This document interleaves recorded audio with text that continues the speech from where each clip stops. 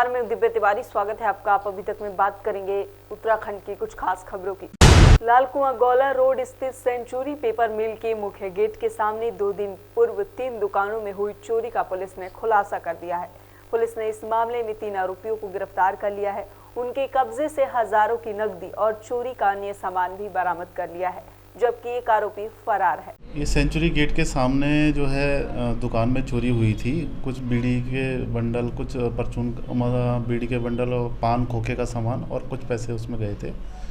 तो इसमें हमने टीम गठित की थी। टीम गठित करने के बाद में हमारे को जो इनपुट मिला उसके हिसाब से फिर हमने काम किया।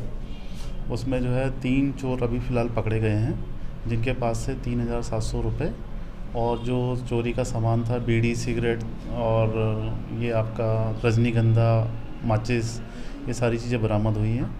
करीब 8-10 हज़ार रुपये का सामान और प्लस जो है 3700 रुपये हुए। एक आरोपी अभी बाहर का है, वो फरार है, उसकी भी तलाश की जा रही है। तीन जो अभियुक्त हैं वो यहीं के रहने वाले हैं, लोकल के ही हैं। एक अभियुक्त किच्छा का रहने वाला है, उसके खिलाफ भी कार्रवाई की जा रही है।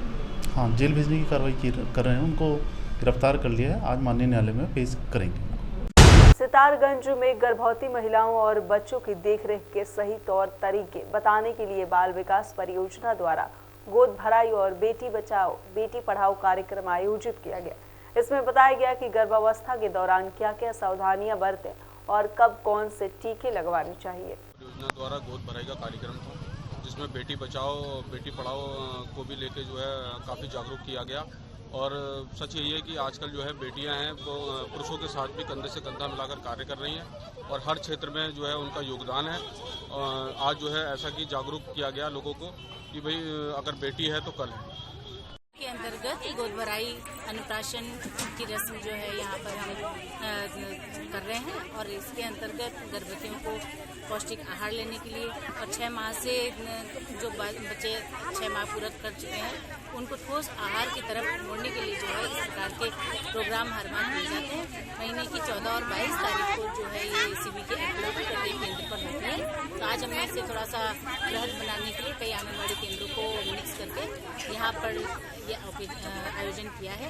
इसमें पार्षद महोदय भी आए थे और उनको उद्देश्य हमारा इन चीज़ों की उनको भी जानकारी होनी चाहिए ताकि कभी कोई आवश्यकता पड़ने पर उनको कोई अवसर मिले तो भी इन चीज़ों को बता सकें। साथ ही हम बेटी बचाओ बेटी पढ़ाओ के अंतर्गत भी प्रोग्राम कर रहे हैं। किशोरी बालिकाओं को हम सैनिटरी पैड दे रहे हैं, गोद भराई के लिए महिलाओं को फलों की टोकरी दे रहे हैं, अन्नप्राशन में बच्चों को विभिन्न प्रकार के अनाज जो है हम आज चखाएंगे।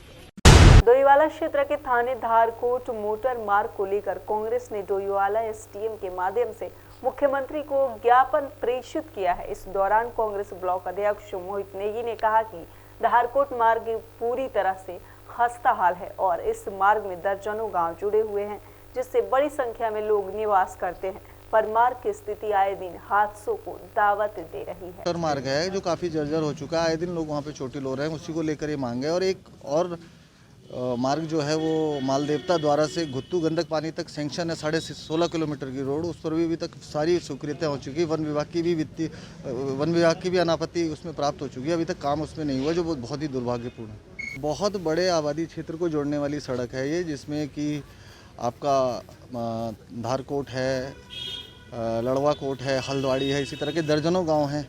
वहाँ अगर किसी को कोई मेडिकल इमरजेंसी है तो किसी प्रकार से वो 2 घंटे से पहले चिकित्सालय नहीं पहुंच सकता। ये स्थिति है उन सड़कों की। कल मैं वहाँ किसी फंक्शन में होके आया हूँ तो मैं आंखों देखी हाल आपको सड़कों के बता रहा हूँ। उस जिलाधिकारी महोदय को ज्ञापन दिया गया है। माननीय हल्द्वानी के भोटिया पड़ाव चौकी क्षेत्र से बड़ी खबर सामने आई है। यहाँ पर बेलेजली लॉज में फायरिंग होने से इलाके में हड़कंप मच गया है। बताया जा रहा है कि विनय सागर नाम के युवक के घर के बाहर फायरिंग की गई और जान से मारने की धमकी भी दी गई है। घटना की जानकारी मिलते ही बोटिया पड़ाव पुलिस मौके पर पहुंचकर जांच में जुट गई है।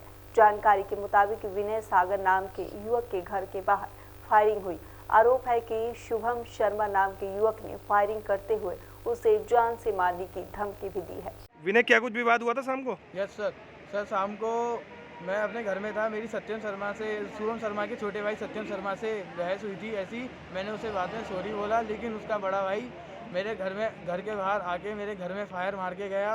उसके कैमरे में उसकी रिकॉर्डिंग आ रखी है और घर में माँ बहन की सबको गाली देके गया। मेरे को जान से मारने की धमकी देकर गया है। मेरे छोटे भाई के बगल से फायरिंग निकल के गई है, वो थोड़ा थोड़ा बचा है, मारने की जानलेवा हमला करके गया पूरा। अब आप क्या यहाँ शिकायत दे दी सर कार्रवाई मैंने अपनी ये क्या नाम घोटिया पड़ाव चौकी में तहरीर दे रखी है, रिपोर्ट FIR दर्ज करा दी है। पांवटा साहिब में सोमवार को विधायक नाहन डॉक्टर राजीव बिंदल द्वारा सैन्यवाला पटवार खाने का उद्घाटन किया गया। इस दौरान राजीव बिंदल ने कहा कि पलटवार खाने में आने वाले नागरिकों के लिए सभी मूलभूत सुविधाएं उपलब्ध होगी। वो अब छोटे से छोटे कामों के लिए माजरा, मिश्रवाला, सैनवाला, मुबारकपुर के लोगों को पांवटा नहीं जाना पड़ेगा और इससे लोगों की कई समस्याओं का समाधान होगा। नाहन विधानसभा क्षेत्र के लिए बहुत गौरवशाली दिन है जब सब तहसील माजरा और 3 पटवार सर्कल इसमें मिले हैं। सब तहसील माजरा 45,000 की आबादी के ऊपर बनी हुई सब तहसील है। हमारे पटवार सर्कलों के अंदर बहुत बड़ी आबादी हुआ करती थी। अब उसमें कार्य का विभाजन होने से किसानों को, गरीबों को और सभी लोगों को इसका लाभ मिलेगा। जिन लोगों को सर्टिफिकेट्स बनाने हैं और अलग प्रकार के काम के लिए पांवटा साहिब जाना होता था, उनको भी बहुत बड़ी राहत मिलेगी। मैं श्री जयराम ठाकुर जी का इसके लिए आभार व्यक्त करता हूं और इलाका वासियों को बधाई। सर कहीं ना कहीं जगह विकास के कार्य हो रहे हैं बट उसके बाद बिल्डिंग्स में काफ़ी कमी आ रही है। जैसे माजरा थाने की बिल्डिंग अभी तक नहीं बन पाई है और तहसील के लिए कि अपने 3 पटवार सर्कलों का सर्जन हुआ है, जिसमें माजरा से मिश्रवाड़ा और सैनवाड़ा। तो आज माननीय विधायक बिंदल जी इसका इनॉग्रेशन कर रहे हैं। अभी थोड़ी देर पहले धोला कुआं से जो कॉर्नर बना उसका इनॉग्रेशन हो गया है। थोड़ी देर में बिंदल साहब यहाँ पहुँच रहे हैं और इसका इनॉग्रेशन करेंगे। पंचायत में पटवार खाना खोलने पर मैं इन सब ग्रामवासियों की तरफ से धन्यवाद करती हूँ, तहे दिल से धन्यवाद करती हूँ। और मैं ग्राम पंचायत प्रधान पद होने के नाते आपसे निवेदन करती हूँ कि आप हमारी ग्राम पंचायत के और कार्यों में भी सहयोग देने की कृपा करें। राधा कृष्ण मंदिर पिक्चर पैलेस पर गुलिस्ता और मातृशक्ति संस्था की ओर से निःशुल्क चिकित्सा शिविर का आयोजन किया जा रहा है, जिससे जरूरतमंदों का निःशुल्क चिकित्सा परीक्षण किया जाएगा और दवा वितरित की जाएगी। जी हाँ, हमने 3 डॉक्टर्स बुलाए हैं। एक रेखा श्रीवास्तव जी हैं जो जानी मानी शहर की बहुत अच्छी गायनी हैं, क्योंकि महिलाओं की काफ़ी समस्याएं हैं जिनको हम चाहते हैं कि जो डॉक्टर्स आए वो महिलाओं को अलग से हमने एक वो रूम बनाया है। और साथ ही में दूसरे जो हैं हमारे ललित चौधरी जी हैं और उनकी वाइफ है मिसेस चौधरी, डॉक्टर चौधरी, और ये एक पेट के डॉक्टर हैं और एक स्किन के हैं। तो अभी तो हमने 3 डॉक्टर्स को अरेंज किया है। हम चाहते हैं कि पहले हम इसका रिज़ल्ट देखें कि लोगों को फ़ायदा हुआ, दवाइयाँ मिली या उनकी प्रॉब्लम सॉल्व हो जाए, जितने भी लोगों की हो पाएंगी। उसके बाद हम नेक्स्ट कैंप इससे बड़ा करेंगे। आपने ऐसा क्यों सोचा कि यहाँ पे मसूरी में हेल्थ कैंप लगाने की आवश्यकता है? मुझे लगता है कि ये तो हर जगह आवश्यकता है।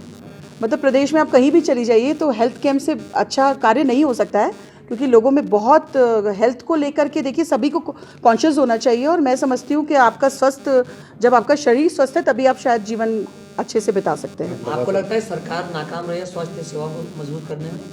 मसूरी में तो है। मुझे लगता है मसूरी में तो बहुत बुरा हाल है, क्योंकि जिस तरह से हम देख रहे हैं डॉक्टर्स नहीं हैं, तो इसको तो बिल्कुल जिसे कहते हैं कि फिर वही बात हो जाएगी, छोटा मुँह बड़ी बात, कि जब आप MLA हैं यहाँ के या मुख्यमंत्री जी हैं उनके कानों तक बात नहीं है। कम से कम डॉक्टर्स तो यहाँ पर दीजिए ना आप। भाई सड़क अच्छी होनी चाहिए, डॉक्टर्स अच्छे होने चाहिए, यही सरकार का एक वो होना चाहिए एजेंडा। लेकिन मुझे नहीं लगता इस एजेंडे पे कहीं पे भी मुझे इस तरह की चीज़ें दिखाई दे रही हैं। ठीक है, और कुछ पूछना है तुम्हें? आप लगातार मसूरी का भ्रमण कर रहे हैं, लगातार आपने यहाँ की लोगों की समस्याएं जानी, किस प्रकार की समस्याएं यहाँ लोगों को? वैसे मैं आपको बता दूं कि मैं पूरे प्रदेश में भ्रमण करती हूँ, क्योंकि मैं कलाकार भी हूँ, साथ में एक गुण संस्था की अध्यक्षा भी हूँ, एक सोशल एक्टिविस्ट हूँ सबसे बड़ी बात।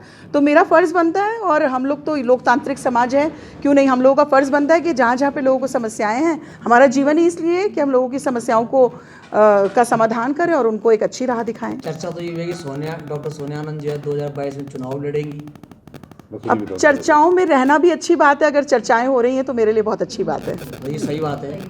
मैं कह रही हूँ ना, अगर चर्चाएं हो रही हैं तो बहुत अच्छी बात है। अप्रत्यक्ष रूप से आगे चमोली के ग्लेशियर टूटने में आई भीषण आपदा से लापता कालसी तहसील अंतर्गत पंजिया गांव के 4 युवकों का आज ग्रामीणों ने हरिपुर स्थित जमलापुर शमशान घाट पर बांस और घास के पुतले बनाकर अंतिम संस्कार कर दिया। और आज घटना का 8वां दिन है और आज आपने फैसला लिया कि उनके शरीर अभी तक मिल नहीं पाए हैं और आपने इसको एक उनका शरीर का रूप मानकर ही उनके पुतलों का यहाँ दाह संस्कार आज हरिपुर की पवित्र भूमि पे क्या है। सर, इस संबंध में क्या बताना चाहेंगे आप और आपने इस तरह का फैसला क्यों लिया? जी, ऐसा इस आपदा में जो भी चमोली में हुआ है, उनके सबसे पहले तो हमारे तो है ही, और भी जो जितने मृतक हैं उनके लिए हम यही वो कहें कि भगवान उनकी आत्मा को शांति दे। और हमारे गांव से 4 लोग लापता हैं, जिनको हमने अब चारों को हमने मतलब डेड तो है ही, उनको हम लापता में क्या हमने ये घोषित कर दिया है कि अब पूरे उससे के अब उसकी ना डेड बॉडी मिलनी है। उनका अंतिम संस्कार आज हमने कर दिया है और वह भगवान इनकी आत्मा को शांति रखे। और बाकी तो गांव का माहौल जैसा भी है अपना, वो हमने इसमें कोई किसी चीज़ का वो नहीं, भगवान बस यही करते हैं कि आराधना के भगवान अब जो जहाँ भी हो उनकी आत्मा को शांति दे। और बाकी तो हमारे गांव का हमने ये निर्णय जो लिया है, क्योंकि 7-8 दिन तक हम लोगों ने भी पूरा गांव ने हम लोगों ने पूरा वो किया कि चलो जैसी हमें न्यूज आ रही है उसी तरह से हम उसको कर रहे थे कि हो सकता है हमारा आदमी भी कोई मिल जाए टनल में, जो जब हो रहा धीरे धीरे तो अभी ये कोई किसी चीज़ का इंतजार करने का भी कोई होता है, आशा की कोई संभावना ना देखते हुए 8वें दिन हमने ये निर्णय लिया कि बस अब जो भी है हम इनको बॉडी ही शामिल समझते हैं। इनको जो पुतलों का यहाँ पे हमने दहन किया तो हम हमारे लिए पुतले नहीं, हमारे लिए वही बॉडी है। अब हमें बाकी और किसी की बॉडी मिले या कुछ मिले उससे हमें कोई वो नहीं, हमारे ये अंतिम निर्णय है और अंतिम फैसला है। धन्यवाद। बस ये कि हमारे हिंदू रिवाज संस्कृति के मुताबिक, हिंदू धर्म के मुताबिक तो ये करना उचित था, क्योंकि बॉडी तो प्राप्त हुई नहीं वहाँ से, तो 8 दिन तक इंतज़ार भी किया गया हम लोगों ने कि भाई चलो अगर बॉडी मिलती है, एक भी मिल जाती है तो हम उसे मान के ही चलो ये, लेकिन जब आशा टूट चुकी थी हमारी कि अब नहीं मिलना है, घटना इस प्रकार की है, तो ये हमने आज इसी पुतलों को अंतिम रूप देके ये धर्म अनुसार हमने इसका अंतिम संस्कार कर दिया। बाकी गांव का माहौल तो बहुत दुखी है। खैर आप इस बारे में तो हम अधिक कहना भी उचित नहीं समझेंगे कि इनके परिजनों का तो क्या, पर मेरे ख्याल में पूरा गांव इस टाइम दुख के शोक नहीं, दुख में तो सर पूरा हमारा जितना भी क्षेत्र है, जौनसार क्षेत्र है, हम लोग सब एक दूसरे से जुड़े हुए होते हैं, तो दुखी तो सभी हैं। और इन्हीं बच्चों के लिए नहीं, हम तो पूरे जो देश विदेश के जितने भी वहाँ थे सभी के लिए दुखी हैं। और सबके लिए भी क्या कहना चाहेंगे सर आप? भाई ये जी सबकी आत्मा को शांति दे, जो परिवार जिन परिवार के सदस्यों के साथ ये घटना हुई है, ईश्वर सबकी आत्मा को शांति दे। और किसी की बॉडी अगर मिल जाए या किसी का जिंदा मिल जाए तो ईश्वर की बहुत बड़ी कृपा होगी।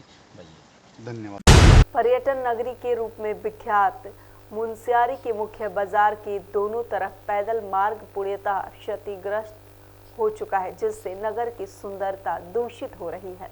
साथ में ही पर्यटकों के साथ साथ स्कूली बच्चों और राहगीरों आए दिन चोटिल हो रहे हैं।